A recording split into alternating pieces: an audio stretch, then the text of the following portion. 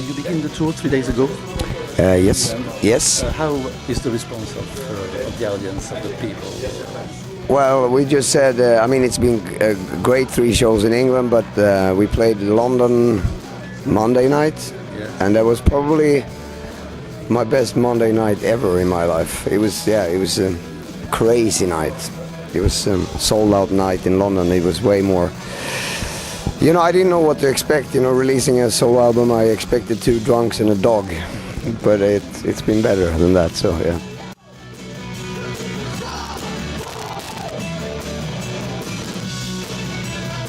I think you're hyperactive because you work with Michael Monroe, then your solo album. You Yeah. stop to work. No, but you know, I kind of like to work. You know. Maybe you know, it might be the case that I have a diagnosis. I have never checked that out. It might be HDID or whatever it's called. But no, but you know, if I work slowly, you know, I make, you know, it's good for me to have. I have periods where I don't work as well.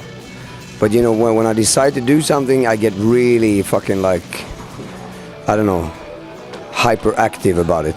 I can't let it go. I'm almost like, you know, obsessed with my with an album, for example. Or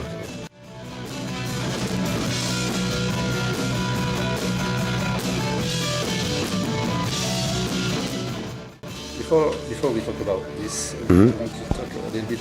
One question about the Michael Monroe album, because we like a lot this album. yeah, it's a fantastic album. How it goes with him, the recording sessions.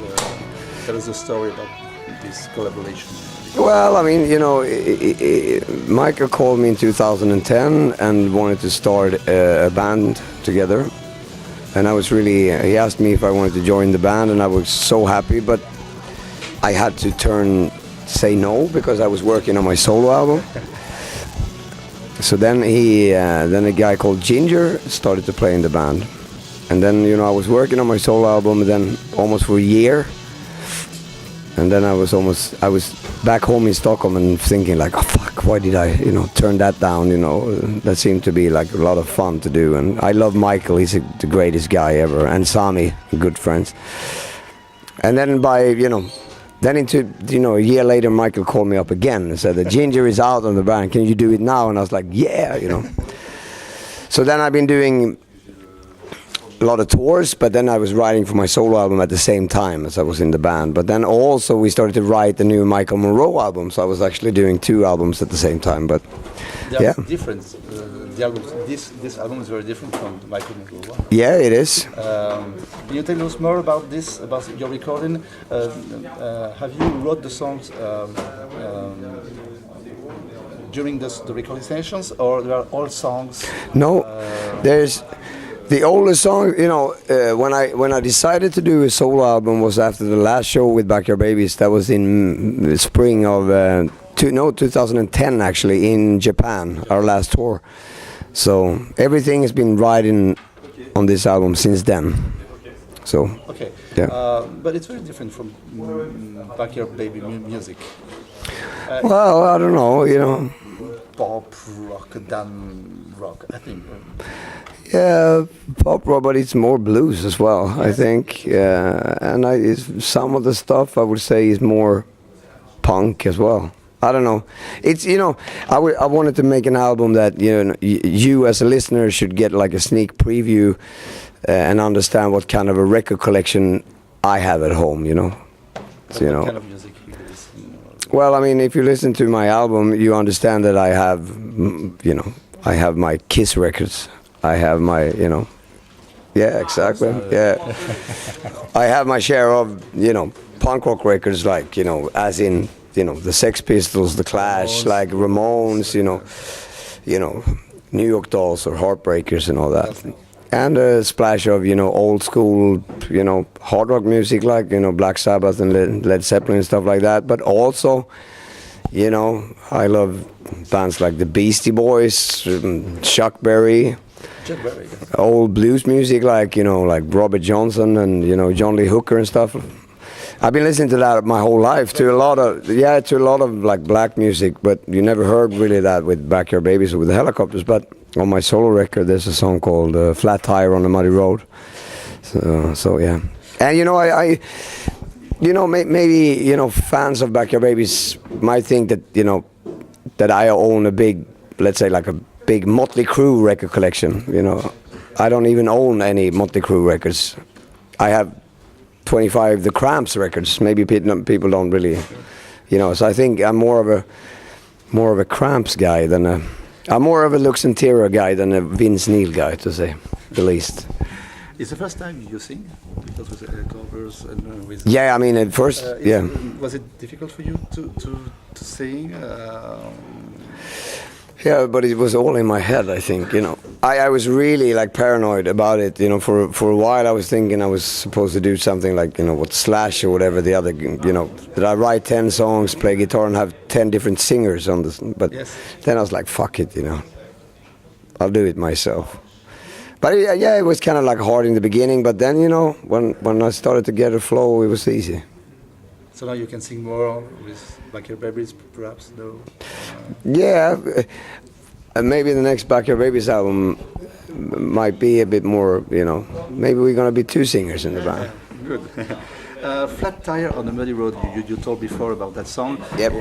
It's a blues song. Mm-hmm. Why do you choose this song as a video? Because it's not very representative of all the stuff on the album. Yeah, well, I mean, it's 10 songs, so it's 10%. Yes, absolutely. You know, no, but it was just that, you know, it's kind of like there is no songs like that out today. Yes, absolutely. You know, that's why. And then it's a different side of myself, you know, and I just think that, you know, the song has something that I can't really put my finger on, but there's something special with the song. That's why. Okay. Yeah. You play yourself drums?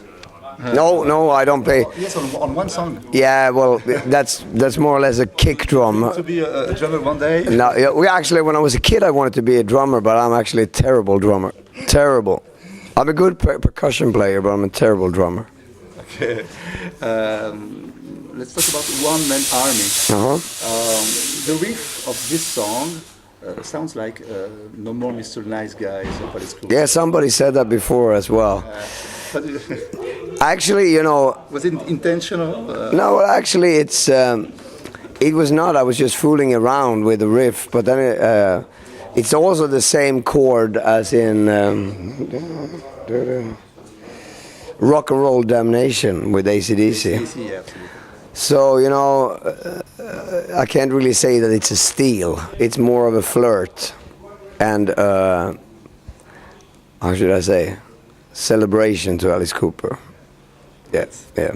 I was very surprised to saw that you collaborate with Danko Jones. Mm-hmm. It's not really the same musical influence. Tell me about that collaboration with Danko Jones. Yeah, well, it actually started, you know, I discovered Danko Jones before they even had a record deal in Sweden. They had a gig and we were supposed to go on with Backyard Babies and another.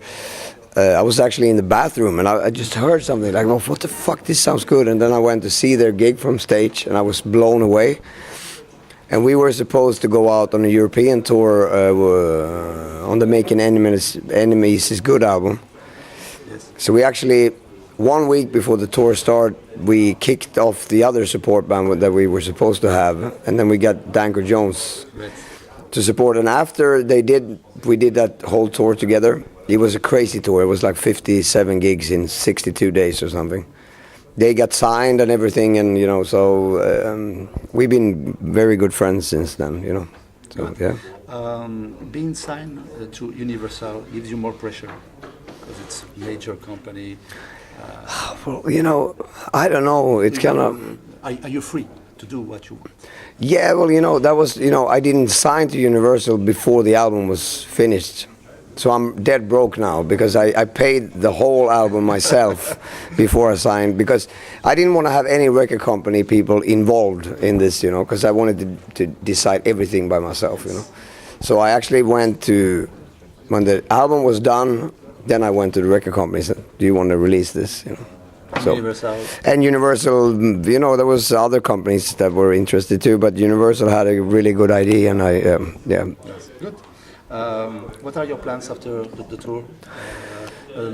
About Back Your Babies, probably a new album? Well, maybe, but I'm already, we're already starting to book, festival shows and stuff with Dregen. So also with Dregen, okay. Yeah, so and I haven't been to South America with Dregen yet. We're going to Japan, and then I want to get the album out in America. So it might. There will no album Back Your Babies album. There will be no Back Your Babies album next year, I can tell you. But maybe we start writing or something. I don't know. But you're still in contact with. Oh yeah. But it's. I'm like a racing horse now. I can't think about that. I'm only doing this now. Great. Thank you. Thank you. Merci.